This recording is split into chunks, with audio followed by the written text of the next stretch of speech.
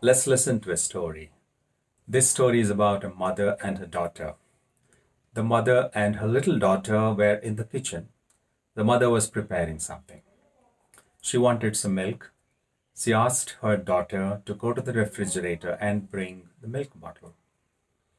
The daughter went to the refrigerator. While picking up the bottle, she dropped it, and the milk was spilled all over the floor. She was scared, she was worried. She started crying. The mother came out of the kitchen, saw what had happened, and in a very reassuring tone, told her daughter, "Look, this is absolutely okay. This can happen to me as well. So don't worry about it. But next time when you hold something which is fragile, like a milk bottle, be careful. You need to have a tight grip.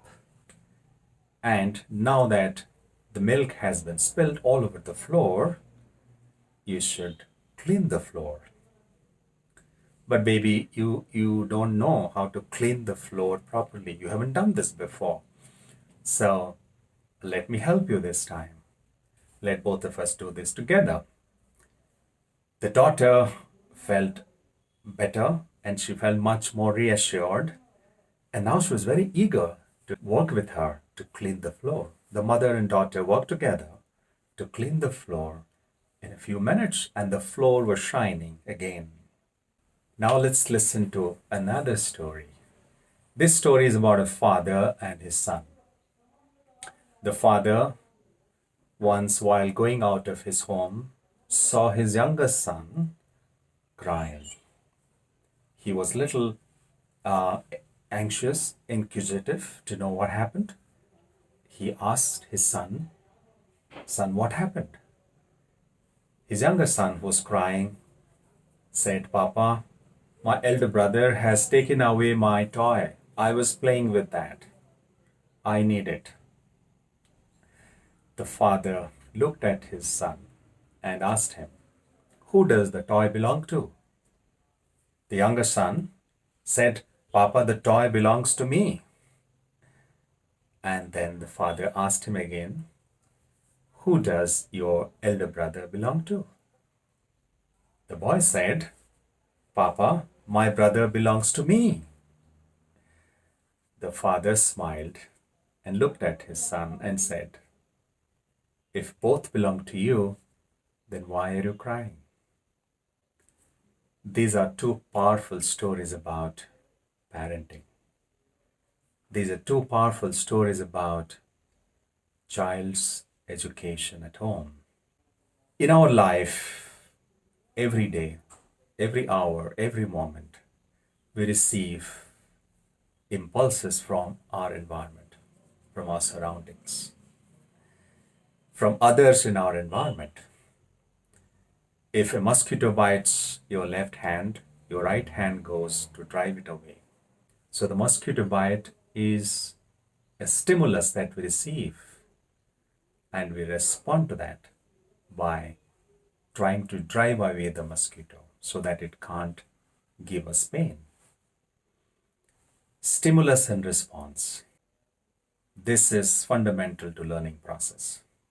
All our life, we receive impulses or stimuli from the environment and we respond.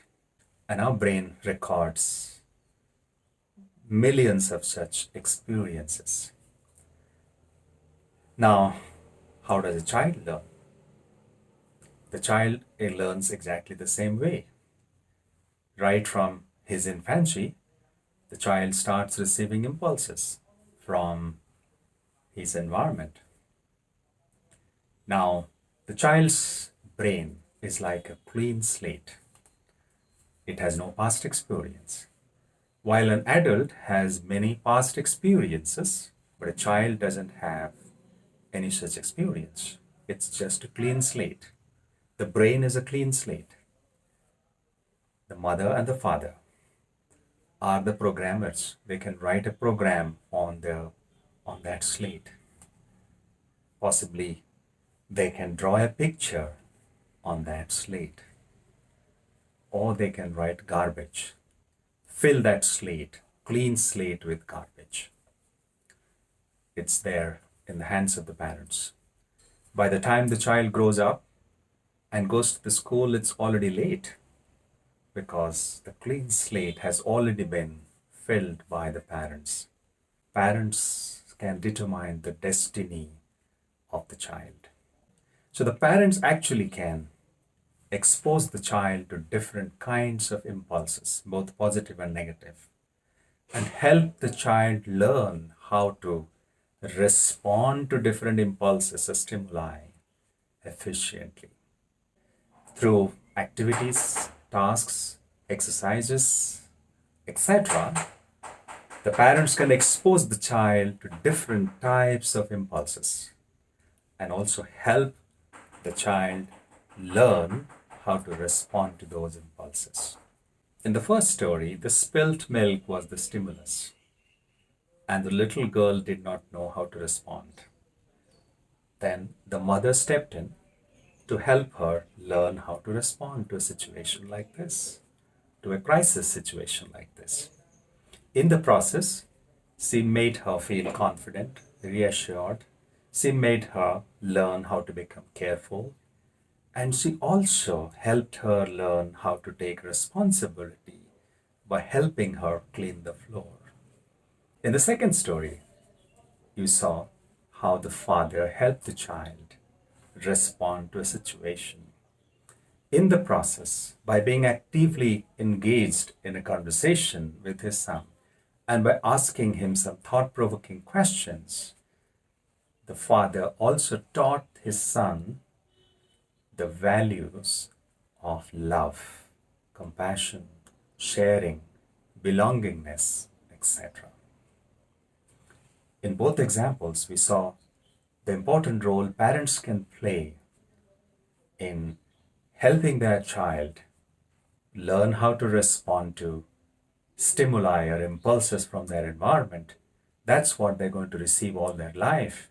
If the parents teach them the right way to respond to different stimuli and impulses, they can grow up to become men and women of strength and character. But to be able to teach their children to become men and women of character, parents themselves need to become men and women of character first. If they want to help their child learn, they must first learn themselves.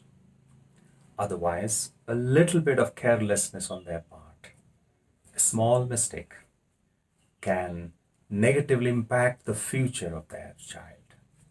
For them to become men and women of character, they need to lead an ideal centric life themselves.